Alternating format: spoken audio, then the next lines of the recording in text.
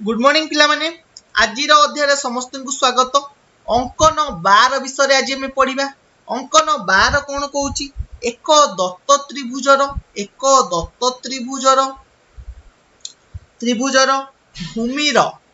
भूमिर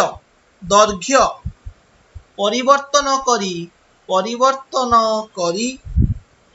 समक्षेत्रफल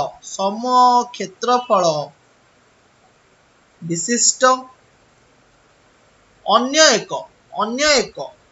त्रिभुज अंकन करिया को पड़िबो। त्रिभुज अंकन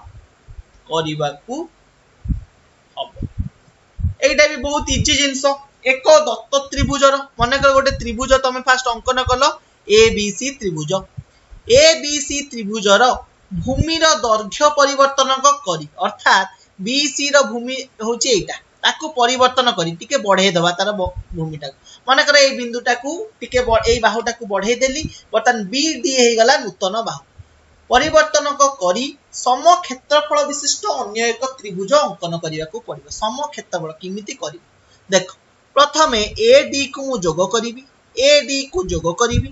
एडी को जोग कला परे एडी सहित समांतर करी एक सरल रेखा किंबा रश्मि अंकन करिवि सी बिंदुरु जो रश्मिटी ए बी को गोटे बिंदु रे छेद करिवो ताहा ना देली ए डैश एवं ए डैश आउ डी को छेद कली अतएव ए डैश बी डी त्रिभुज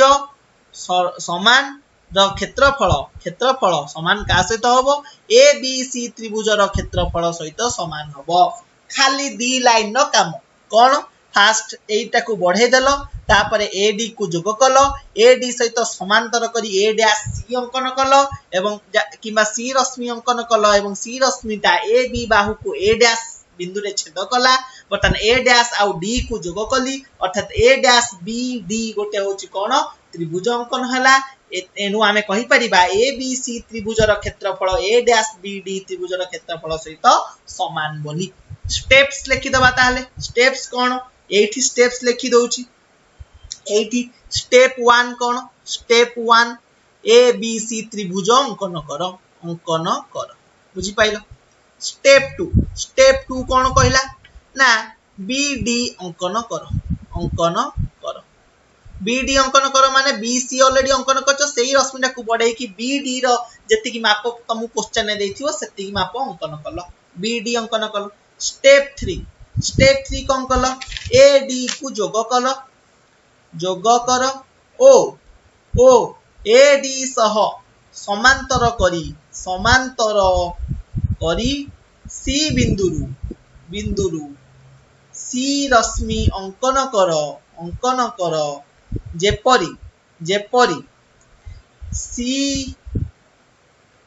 जेपरी कि सी रश्मि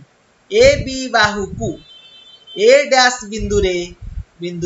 छेद करिवो बुझी पाइलो। ताले ए डैश किबा ए डैश बिंदु ओ डी को जोग कर अतएव बी ए डैश डी त्रिभुज अंकन कर अतएव ए बी सी त्रिभुजर क्षेत्रफल समान का सहित ना ए डैश बी डी त्रिभुजर क्षेत्रफल सहित समान हबो बुझी पाइलो। आकु प्रमाण करिया किछि दरकार नै एति कि जिंस खाली मने रखिबो 4 लाइन में काम खत्म हबो बुझी पाइलो। तो तार रिलेटेड गोटे एग्जांपल मु करूची से 2 नंबर क्वेश्चन ने ही देइची 2 नंबर क्वेश्चन ने कोन देइची ना ए बी सी त्रिभुज अंकन कर जहार बी सी दे देइची केते 5.4 सेंटीमीटर बी कोन दे देइची केते 60 डिग्री ए कोन दे देइची केते 75 डिग्री तापरे कोन देइची बीडी रो दैर्घ्य नहीं देला केते समान 6.3 सेंटीमीटर नहीं जेपरि कि बी सी डी हबो एवं ए बी सी त्रिभुजर समक्षेत्रफल विशिष्ट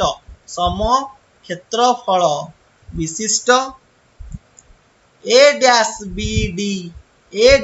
डी त्रिभुज अंकन कर। बहुत सिंपल जिंस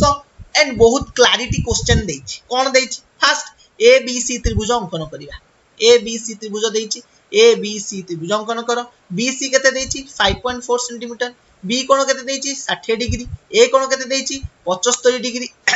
75 डिग्री ताहले এই কোণটা কেতে হবো 180 মাইনাস 75 প্লাস 60 সমান কেতে 45 ডিগ্রি এইটা কেতে ভালা 45 ডিগ্রি তাহলে এ বি সি ত্রিভুজ অঙ্কন হই পারিবো করো তাহলে বি সি মনে করে এইটা বি সি তাহলে এইটি 60 ডিগ্রি র অঙ্কন কর দেলি এইটু কেতে 45 ডিগ্রি অঙ্কন করিবি এইটু 45 ডিগ্রি অঙ্কন কলি এমতি বুঝি পাইলা 45 ডিগ্রি অঙ্কন কলি তাহলে এ বি সি ত্রিভুজ মু পাই গলি বর্তমান কোন দেছি বিডি কু বঢ়েবি বিডি টা কেতে দেছি 6.3 সেন্টিমিটার তাহলে 6.3 সেন্টিমিটার পর্যন্ত এক চাপ এটি অঙ্কন কলো जो बिंदुटा पाइलो ता ना दे देलो कोन डी वर्तमान एडी को मु जोग कर देली एडी को मु जोग करी देली एडी सहित समांतर करी की गोटे रेखांकन करिया को अछि ताले एडी जो चापटा एई कोणटा जो परिमाण हबो सेइटा कहा सहित समांतर हबो ना एई कोण सहित समांतर हबो ताले कोन करिवो की एइठू गोटे मु चाप नेली